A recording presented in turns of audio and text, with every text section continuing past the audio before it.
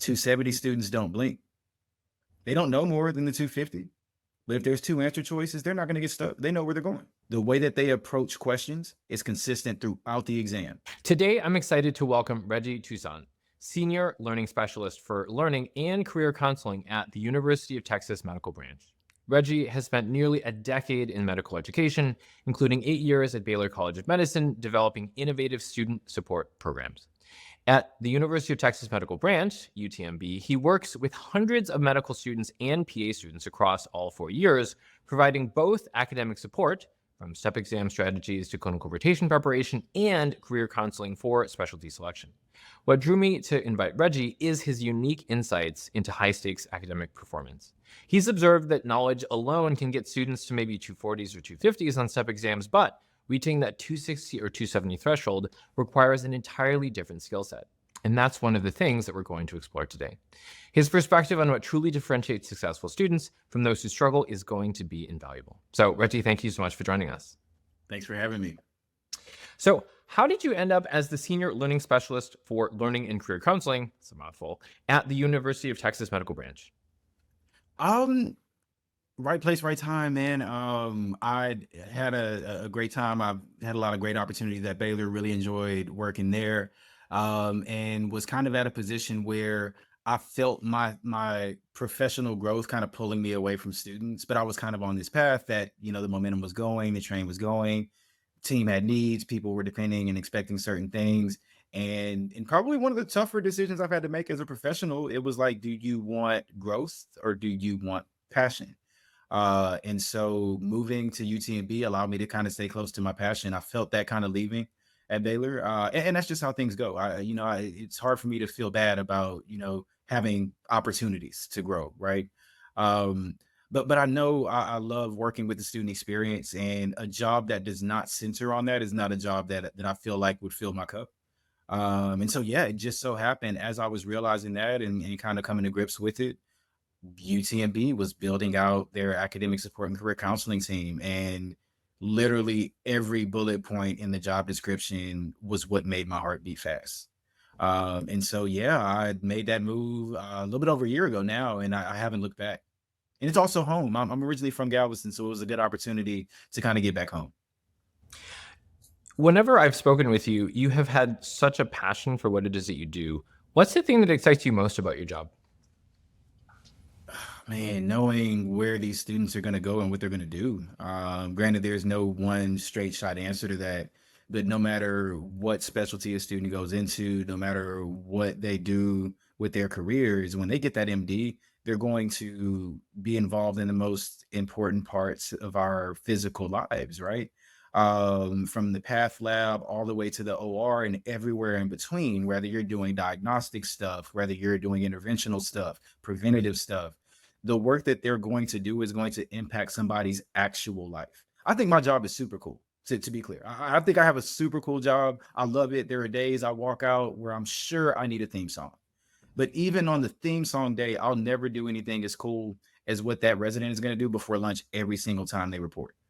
And on those days where I have back-to-backs all day, on those days where I have multiple meetings or I'm booked multiple weeks out and I'm exhausted, that's what I'm thinking about when I walk to the car late. When I'm coming in early just to kind of get a hit on emails, and that's what I'm thinking about when I'm on the road. Because personally, and maybe I'm a little bit biased, but I don't think there's anything cooler, there's anything more impactful to do in the world. And this is coming from somebody who thinks they do something important. It's kind of like teachers in general, people in education in general, you have the benefit of being able to have those ripples, right? It's like you can impact one life that sort of ripples out to many other lives. But it sounds like, especially in medicine, and I've reflected on this as well for myself, is you are impacting people who have very high impact careers. They're going to necessarily interact with lots of people.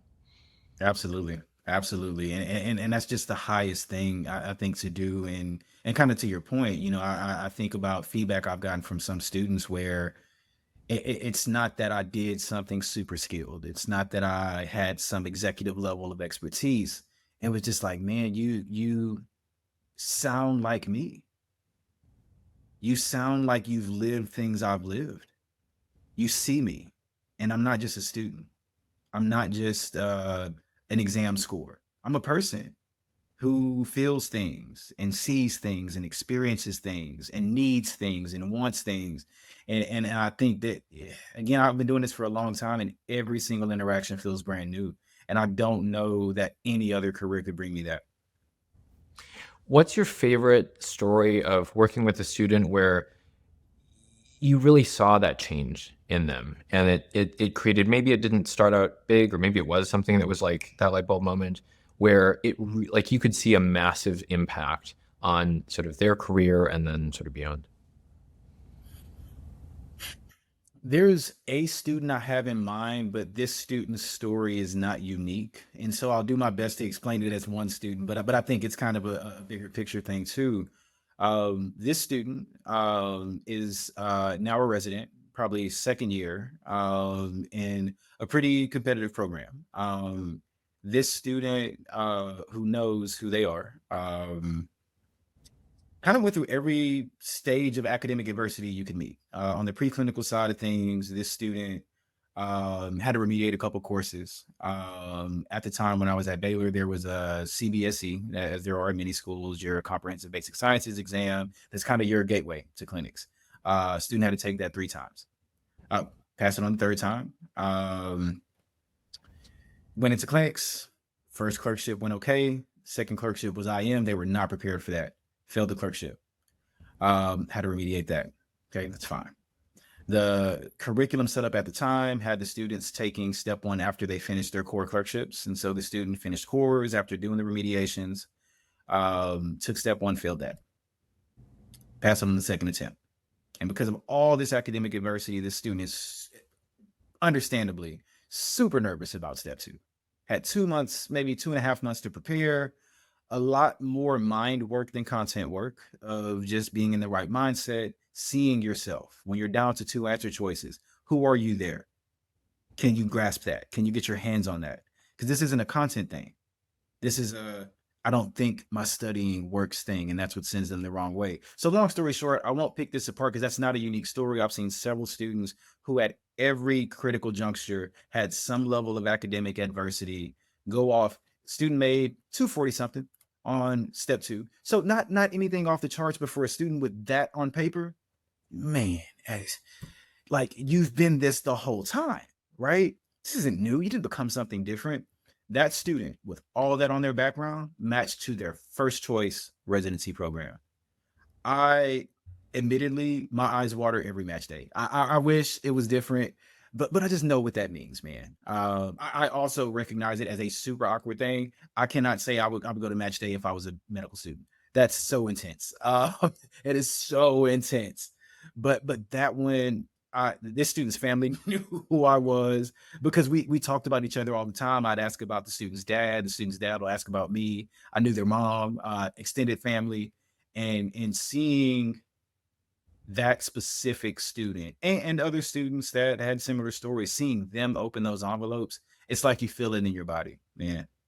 You feel the exhale.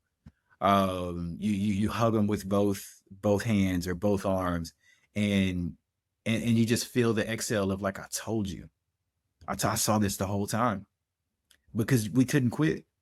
No, I'm not going to talk to you about alternative careers. No, I'm not going to talk to you about what to pivot to. No, I'm not doing that. We're going to talk about step two and we're going to figure this out. You're exactly who you thought you were. And so that student, and I feel myself getting preachy, like I feel my voice getting deep and I'm sitting up. But it was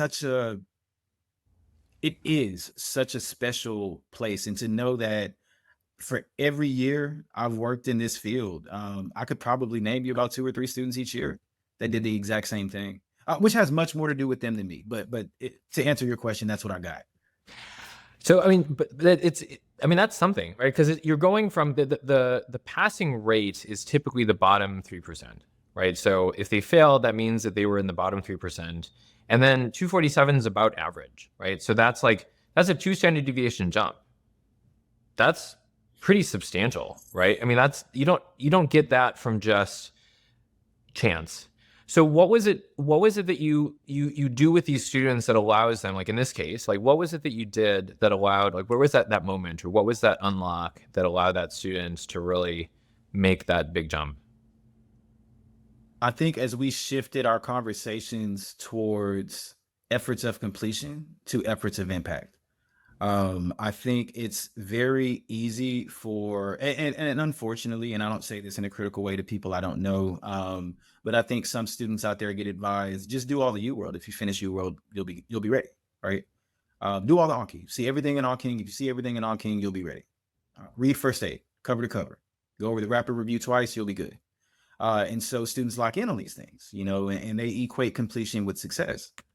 Well, for the student that is a visual learner, reading first aid will literally be the driest thing they'll ever do in their entire life, right? For the student that's very concept, big picture oriented, they'll feel their life leak away from them with every Anki card they do. They'll just feel all the life leave, right? And so I think for that student, again, a lot of students that fall into similar buckets, we have to get out of this thing of if I do all of X, I'll be fine. Because I think the more adversity students run into, the more they want that. I just want something that'll work, man. Just give me something that'll ensure my success. Finish UWorld. I don't think I have enough time. I don't have a plan, but you know what? If that's what I got to do, I'm going to do it, whether it's good or not, whether it's helpful or not. So it's not about the what, it's about the impact. So what does that mean? Well, walk us through, like, so if I'm trying to shift my focus from a completionist mindset to an impact mindset, like what does that look like? Well, I think it starts with knowing what you need. And again, with some of the struggling and or at risk, I hate that term at risk, but for the sake of discussion, right?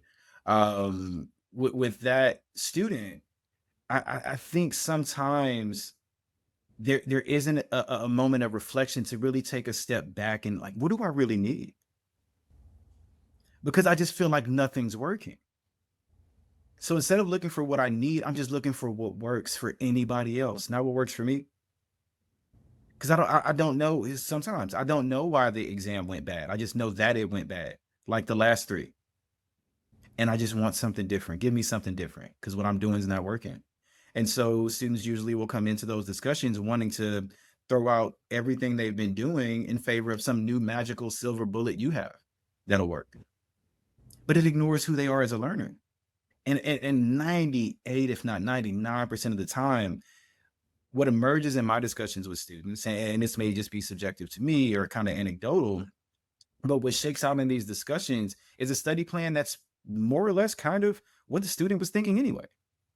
Right. They knew they needed to do UWorld, but they just locked in on tutor mode. They got too used to seeing the answer right away, so they never had to force themselves to critically think. Because I don't know this answer. Let me just pick C and see what they say, and it'll feel like I'm learning if in the moment because I'm doing the thing right.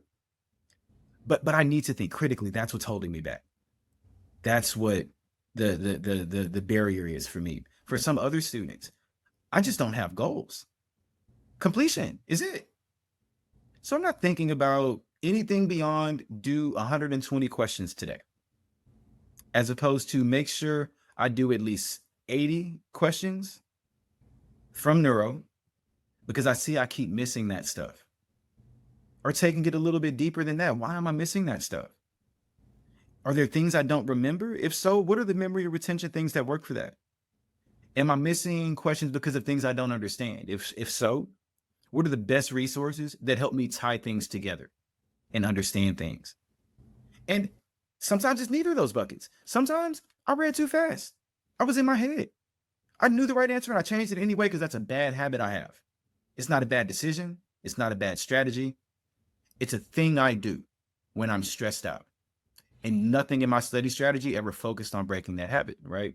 And so I think I may be dovetailing away from your answer, but those are the types of things that I'm getting into when I talk about impact. What are the needs? How do we know those are the needs? And realistically, looking back, what resources have helped you meet those needs? Because there's rarely a silver bullet. Right. Well, it sounds like there's a couple of themes that I'm hearing. Is like one of them is that you help them identify first what is your bottleneck, and then second you help them pair that bottleneck with the actual solution, right? So like if my bottleneck is I'm reading questions too quickly, then tutor mode may not be the it's like, or doing a bunch of on king cards probably not the answer, right? Like it's the challenge is that there's, and we see this a lot too, is like, yes, doing 100 questions a day in UWorld is the right answer for a problem. It doesn't mean it's the right answer for every problem. And so what you're doing is you're saying, okay, well, let's figure out what the actual problem is. Like, let's kind of chunk it down. Let's break it, break down this big skill into sort of individual skills. Let's figure out which individual skill you don't have, and then like, this is the solution. Like, usually if you figure out the right diagnosis, you'll be able to figure out, like, the solution is relatively straightforward. Absolutely.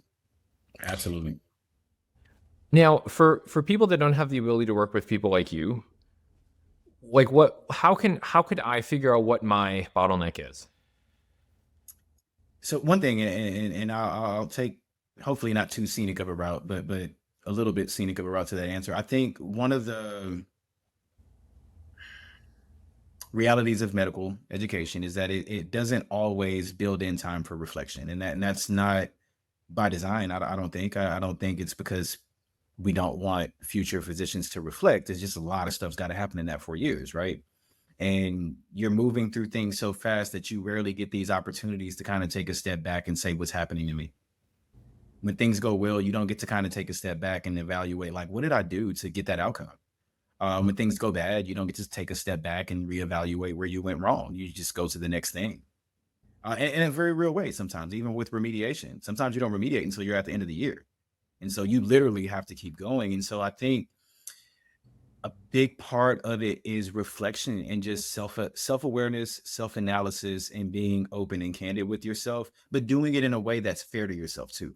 I think it's tricky because as much as I very much believe in that and would stand on that, I recognize that for some students, another issue they have is that they're really hard on themselves. And so sometimes the danger of reflection is that I'm going to walk away feeling like I'm a bad person because I'm making bad grades, right?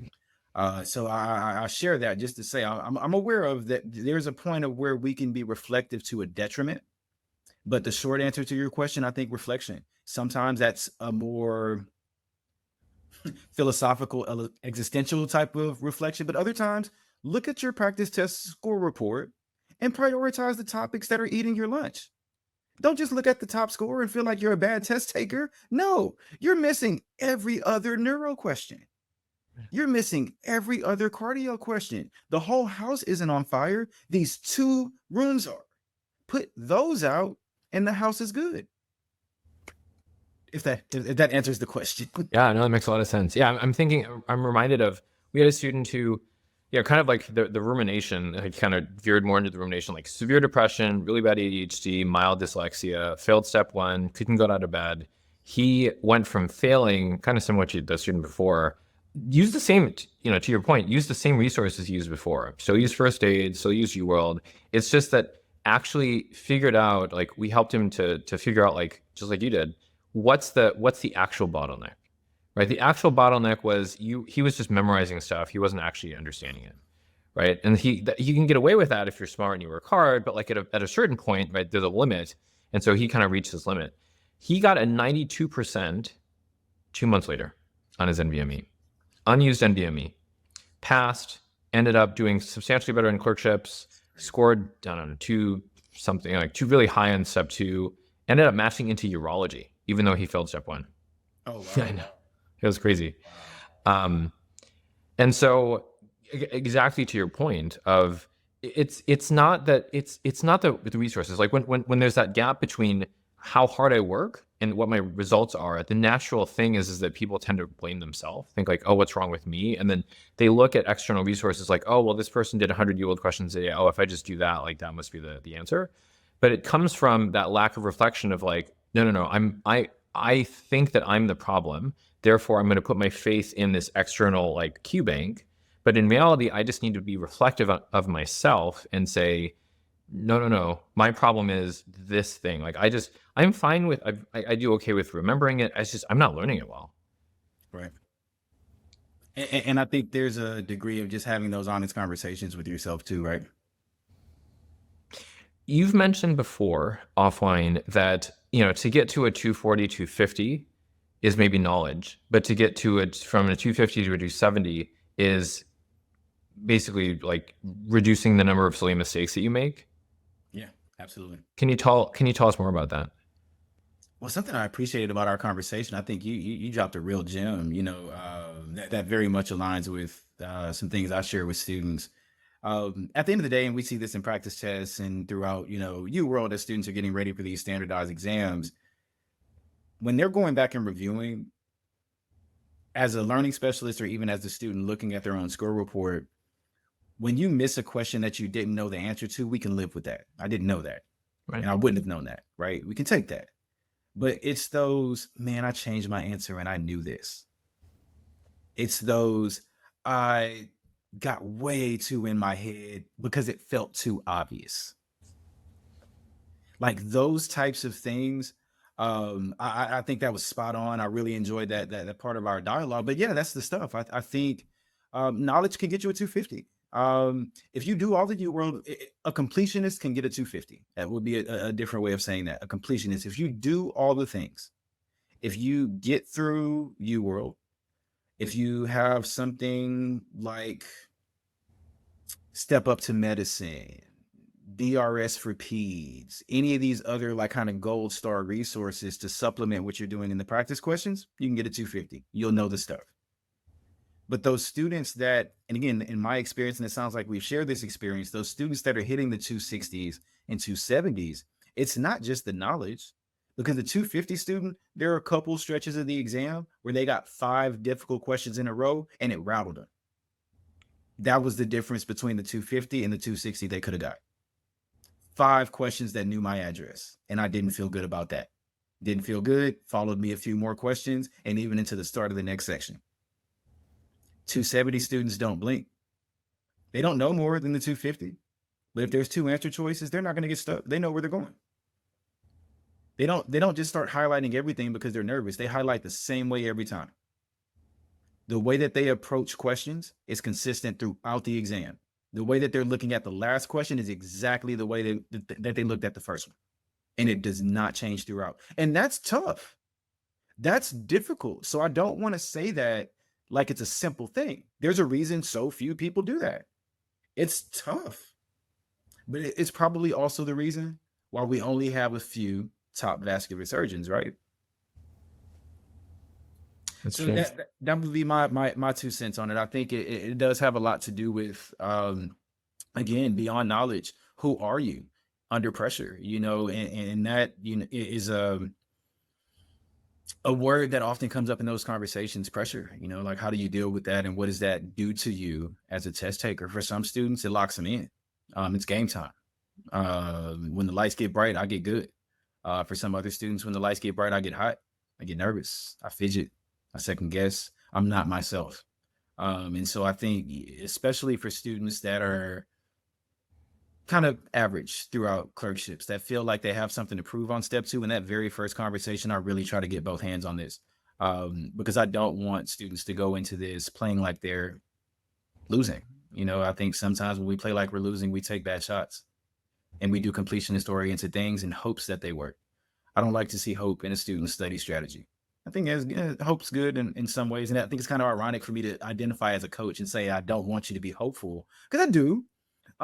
But you're not going to positive psychology your way through step 2. Not just positive psychology. You also need to know cardio stuff, and so there's a trade-off there. It's like the hope isn't a strategy, right? Beautifully put. But I love that, what got you here, meaning what gets you to a 250 won't get you there, right? It's really about that mindset. It's about the consistency. You think about the best, poker players, the best basketball players, the best, right? It comes down to really maximizing probabilities. It doesn't mean that Steph Curry makes every single shot he takes. It's just that he has the same approach every time, and his approach is excellent, and he has put in the work, and therefore his percentage likelihood is higher in a significant way. And so it's kind of the same thing with test taking, right? It's like if there clearly is a better and worse way of reading a question. Absolutely. First, you have to have the better way of doing the thing, and then second, you have to do that thing more consistently. And that's your score, right? Your score is just the sum of all of the probabilities of every single question on the test, and that's it. That's your score. What does someone do to develop that mindset, right? How do I, if I'm that student that's fidgeting, that's like, stressed out, what can I learn and how can I adopt the mindset of those, the lights get bright and I get good? Um, well, I think it starts with some degree of self awareness, like that. Recognizing that is something I should be better with, or something that could potentially be Mhm. holding me back. Because it may not be the same for every student. For some students, that's not the thing that's holding them back. For some, it is, right? And I think for those that it is, it starts with some level of recognition or just kind of awareness, like, hey, this is a thing that is holding me back. UWorld is not going to fix that by itself. I need to get my hands on this, right? And so I think that's where the commitment starts. With any goals we set, I think commitment and accountability are big parts of it, and that starts from a point of awareness. And so I keep going back to reflection. I don't want to like force that word into the discussion, but again, it's very rare that I'll be in a session with student and I'll tell them something surprising. If we're looking at data or we talk about their challenges, I don't know that I can think of any recent or distant even instances where I told a student something that just came out of left field that they've never thought about. They know some of this stuff, and I think sometimes engaging that is intimidating because it's not as concrete as do 120 UWorld questions. I can do 120 UWorld questions. I know exactly what that is. It's measurable. It's definitive. There's a number of questions I can do it. I can even see how well I do it by my performance. But what does it mean to be more confident? How do I set goals around that? How do I work harder at that? I don't even know where to start. And so I think sometimes where I feel myself going with this is I think knowing when to reach out for help, knowing when you need more, whether that be somebody like me, whether that be somebody like you, or whether that mean just getting in touch with a different part of your internal self. When do I need more help than I have? And where can I get that? So you mentioned earlier, one of the most common things, and people tell us this as well. It sounds like they're telling you, "Gosh, I wish I had spoken with you earlier. I wish I'd gotten this earlier." So, what are those signs that someone should be seeking out help earlier, as opposed to after they've gotten the disappointing score, after they failed? What are some of the early signs that you see in your work that maybe they should have taken that as a sign that they should have sought out more help earlier? Probably the biggest one that would fly right off the cuff for me is when a student feels themselves changing what they're doing because of what they see others doing. When that locus of control moves completely outside of yourself and everybody else is driving how you approach things, and you've complete and again, this is a sneaky thing. I don't think it happens with intention. I don't think students just choose, you know what, I'm gonna stop making decisions. I'm gonna just do what everybody else is doing. I don't think that's a decision they make. But I do see, and again, right off the cuff, when I'm meeting with the student for the first time, I'm meeting with you, Reggie. I wanted to talk about study strategies. Okay, well, what are you doing now? Well, I'm doing A, B, and C. Okay, well, that's interesting. What made you decide to take notes that way, or use this type of resource, or use practice questions at that time? Oh, that's just what the upperclassmen told me. Oh, okay. Well, benefit of the doubt, right? Benefit of the doubt. Okay, cool. Upperclassmen told you that. What were you doing to study like organic chemistry? Like, how did you get through that course before you got here? Oh, I was a big note taker. Like, I would draw things out. So, are you drawing things out at all now? No, no, no, because nobody else is doing that. Okay, so just to confirm, student, a thing that you know is helpful for you, that one could argue even got you here, is one of the first things you put down because you didn't see anybody else doing it. Do you think that's fair to you? And that's kind of the conversation we open up. So again, when that locus of control is completely outside of the student, I'm doing what mentors are telling me. I'm doing what upperclassmen are telling me. I'm doing what TikTok is telling me. I don't like to see students in that place. I don't like to see students in that place. So how do you balance that with so there's like you want to learn from other people, you want to learn from what other people are doing, but I'm also hearing you don't want to abandon what it is that got you here, right? You don't want to abandon what it is that like works. Like if something works, why not just do it more? Like why would you just that makes sense. Like why would you throw that away? What is it like? What kind of change in someone's approach would you sort of do you find it makes sense versus like I'm hearing that the kind of change that doesn't make sense is when I'm abdicating everything to like, oh, I just heard this or I saw this on TikTok, so I guess maybe that's what I should do. Does that question make sense? Yeah, absolutely. And it's tricky, I think, because I think sometimes it opens up a discussion around what does it mean to be successful, or like why do you make changes, right? Because I want to tell you off that my knee jerk response is like, why are you making the changes? Right. That's the thing. Like, why are you making the changes is kind of the inflection point. That's the fork in the road. If you're making the changes because you see something isn't working, let's explore those changes. Right. If you're making the changes because you feel like it's working better for everybody else, I don't like those. I'm going to ask you a bunch of different questions about that. Now, on the side of I'm making changes because things aren't working, the reason I say that's tricky is because for some students, an 82 on an exam is failing. And so clearly my studying is broken. I need to do something different. So they go to the other side. What's everybody else doing? I'm going to study that way. And then I make a 78. Right. And now, not only did I do worse, I feel crazy for making a change. Why did I even do that? I wasn't doing that bad. So I think a part of it is like, what does it mean to be successful? And just really thinking about as a student, like, what does that mean for you? Like, what does it mean to say something's working? Does it mean 100 on an exam? Because it's not happening a lot for a lot of people in med school, right? It doesn't even need to. On the preclinical side, pass, fail, pass, great and comfortably, but just pass, right? But no one goes into medicine to be an okay doctor. Right. Nobody wants to be an all right physician, right? And so nobody goes in feeling okay about the 75 or the 80. And I try to be really clear that I don't judge that. I don't think that's a broken thing to fix. Yeah, you should want to be excellent. But don't let your quest for excellence make you ignore yourself. Because if we're not careful, that's exactly what'll happen.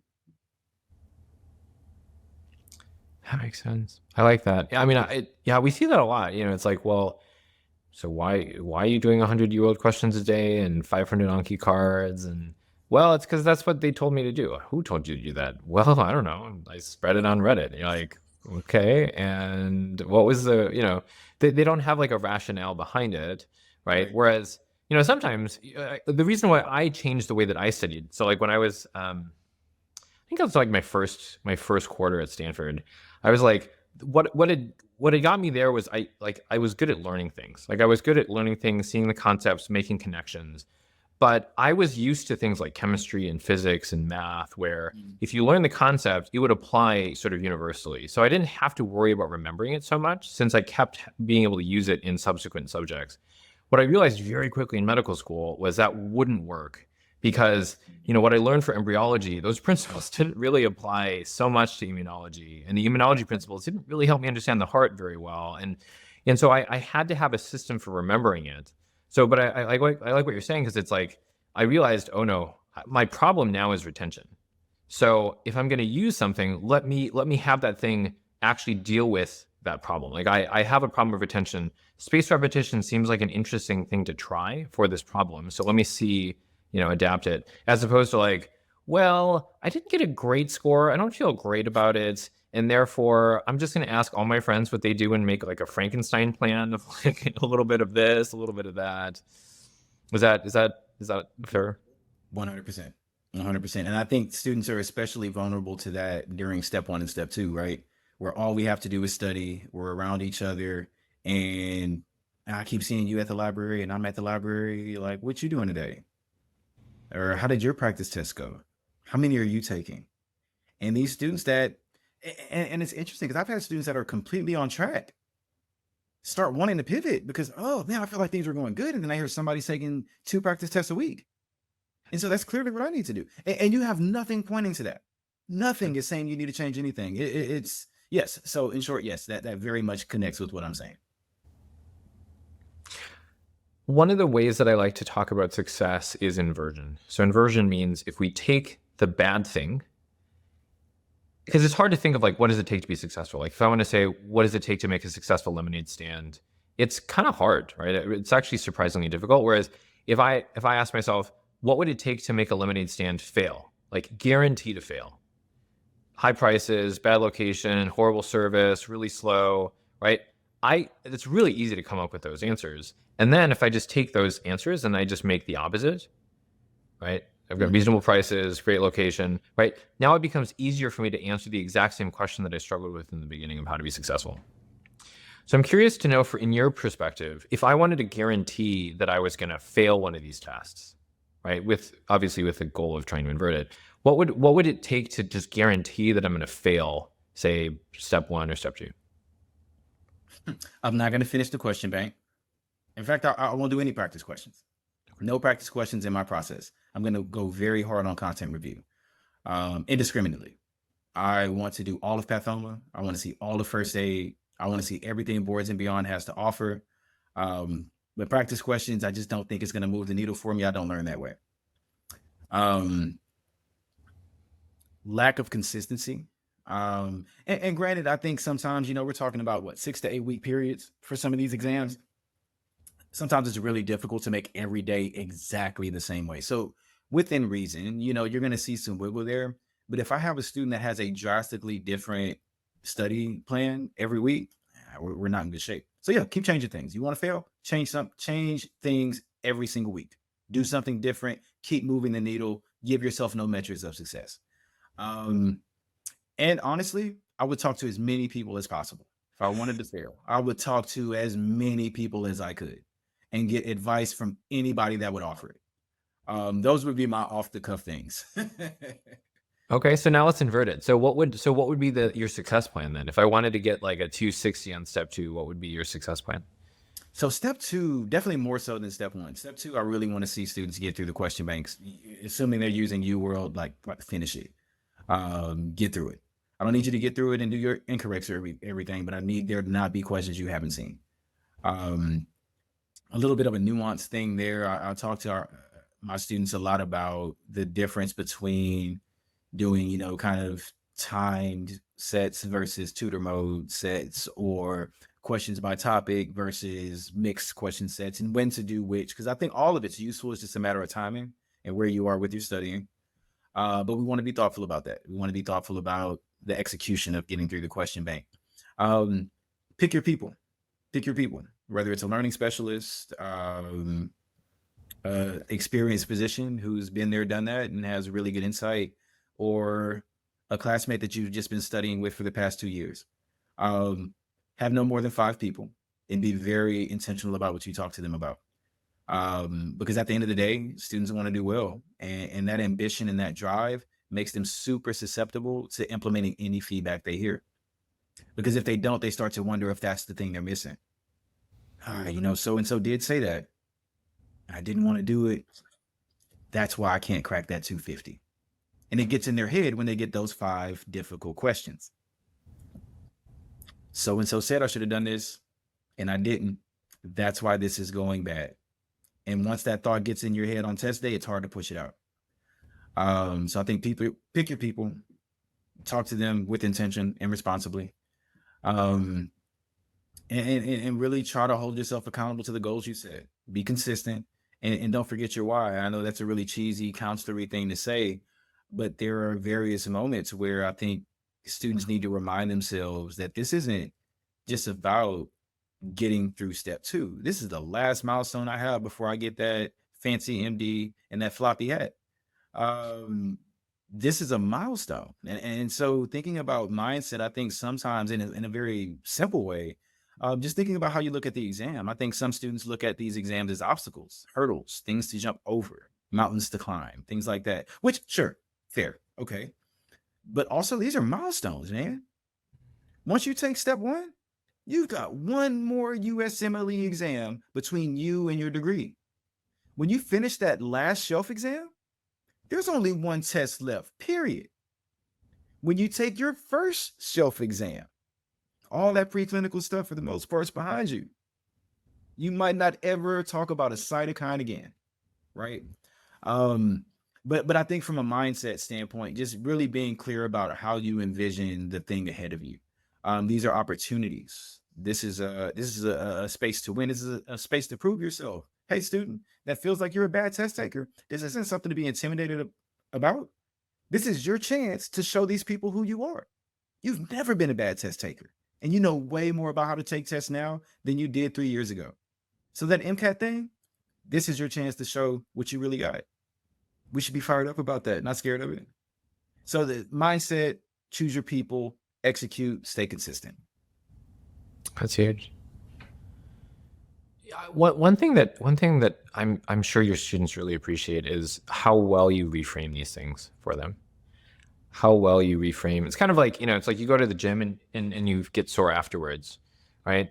It's like eventually you learn like, oh, that's like good. Like you kind of look forward to that. It's a sign that I had a good workout, right? It's kind of the same thing with this. You do a very good job of helping them reframe like, hey, like, yeah, this is hard and this is good, right? It's like good that it's hard. That's a good sign. You have the privilege of now being able to take this test. And so I think, as opposed to not misinterpreting the sign of like, oh, I got an 82, like that's bad.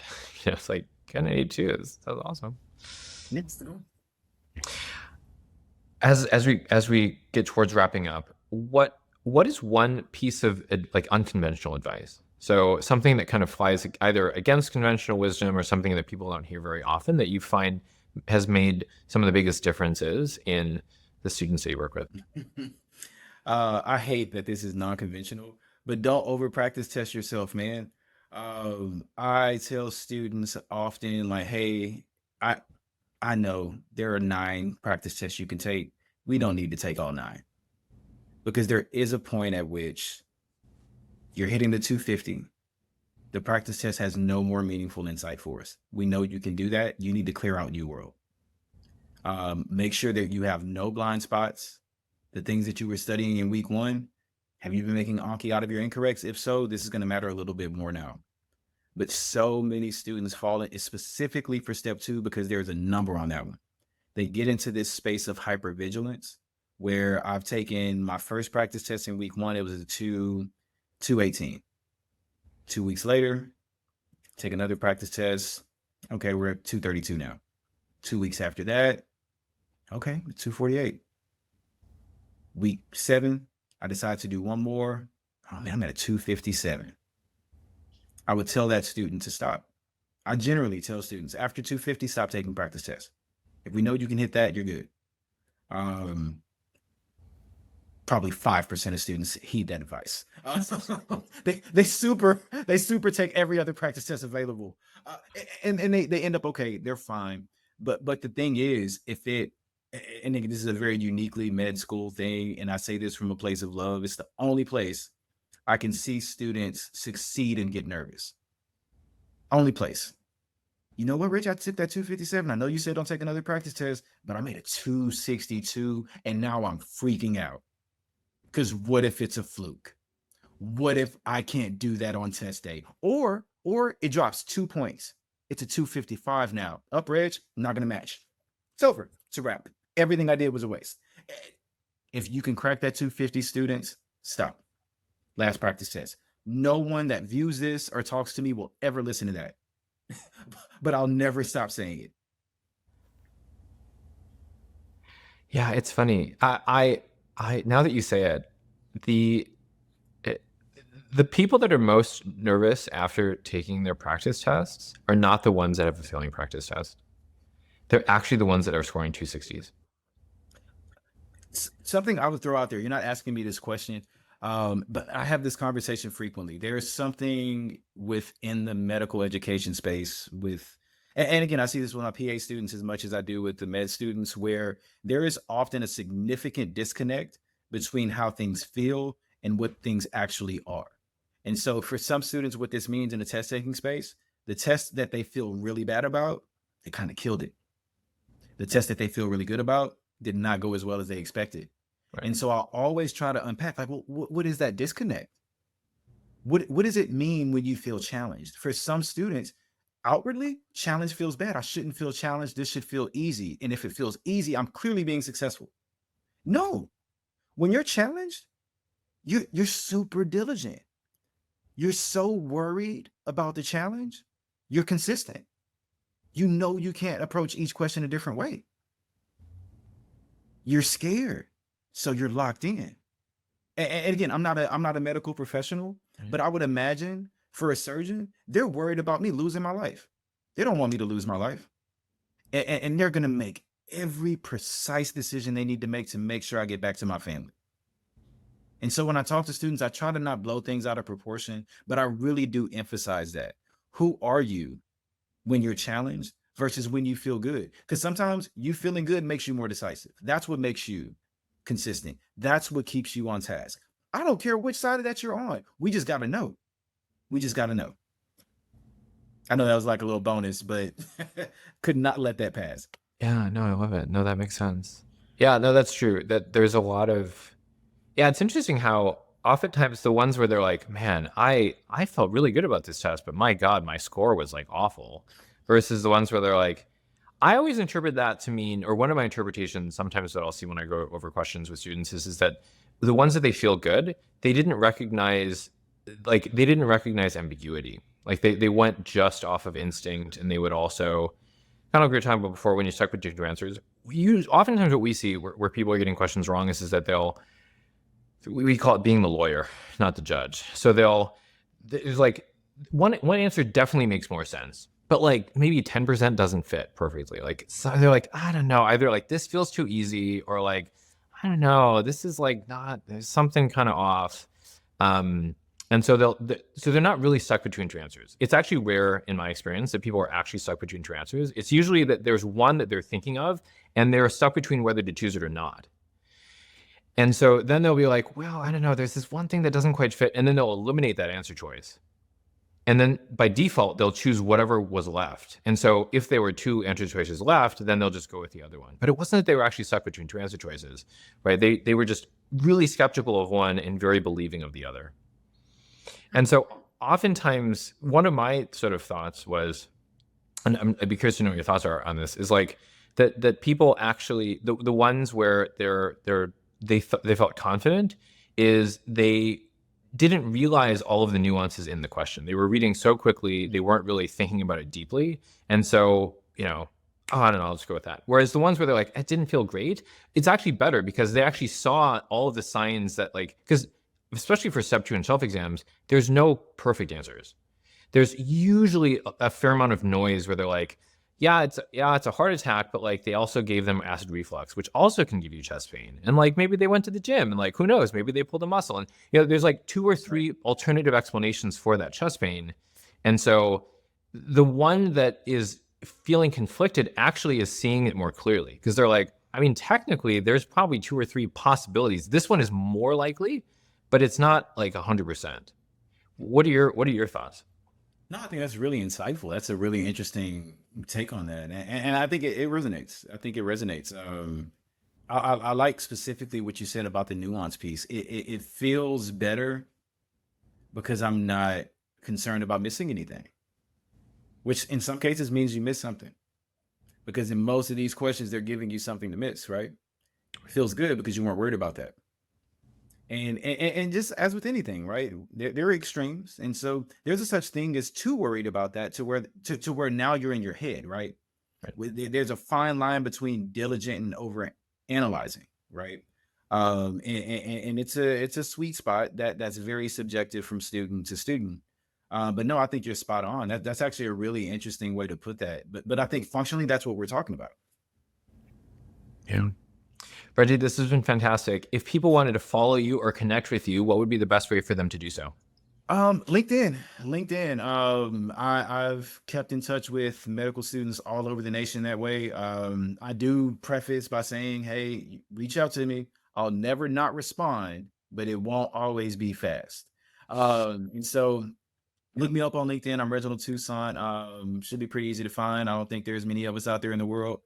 And then, yeah, I'm searchable at UTMB. And so if you want to shoot me an email, especially for students in Texas, I'll be speaking at a pre-med conference later this weekend. And so I love being able to do outreach wherever I can. So yeah, LinkedIn is probably your best bet, but I'm at UTMB, so feel free to look me up.